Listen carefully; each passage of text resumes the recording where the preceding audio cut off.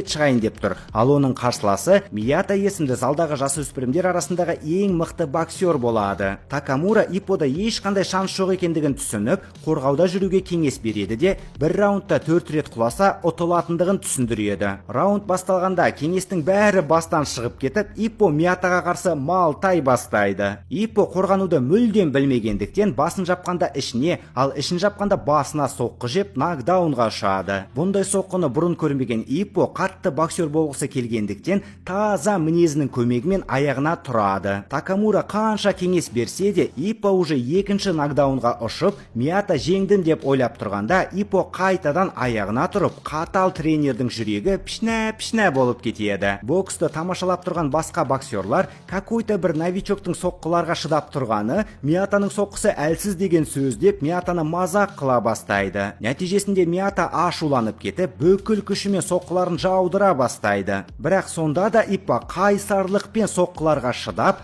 барлық тамашалап тұрғандарды в ахуе қылады да екінші раундқа өтеді. Такамура Иппоға бұл жолы шабуылға шығуға кеңес беріп, екінші раунд бастала сала Иппо жапырақ ұстаған сияқты жылдам джебтерін жаудыра бастайды. Такамураның жоспары бойынша Иппо Миятаны рингтің шетіне тақап, оң қолымен грушаға жіберген соққы сияқты соққы жіберуі керек. В общем, Иппо бірнеше рет қайталап, бір сәтте Миятаның қорғанысын жарып өтеді. Алайда Мията контршабуыл жасаудан мастер болғандықтан, гонгтың дыбысының арқасында ғана Иппо аман қалады. Иппоның үшінші раундқа дейін шыдағанына басқа боксерлар таңғалып қалады. Бірақ Мията үшінші раундта нағыз күшін көрсетіп, тура ектің астынан сылқ еткізеді де Иппоны көтке отырғызып тастайды. Бұл соққы сырт көзге әлсіз көрінгенімен өте ауыр соққы болып есептеледі. Себебі точкаға тиген соққы нерв жүйелерін істен шығарып, адамның аяқтары уақытша ұстамай қалады. Бірақ Иппо аяқтарына соққылық массаж жасап, таза мінезінің арқасында қайтадан тұрады да, Миятаға қарай келе жатқанда Мията оны қайтадан нокдаунға жібереді. Бірақ сонда да Иппо қайтадан тұрады. Сонымен қатар шаршағанына қарамастан соққысы мықтылығын жоғалтпайды.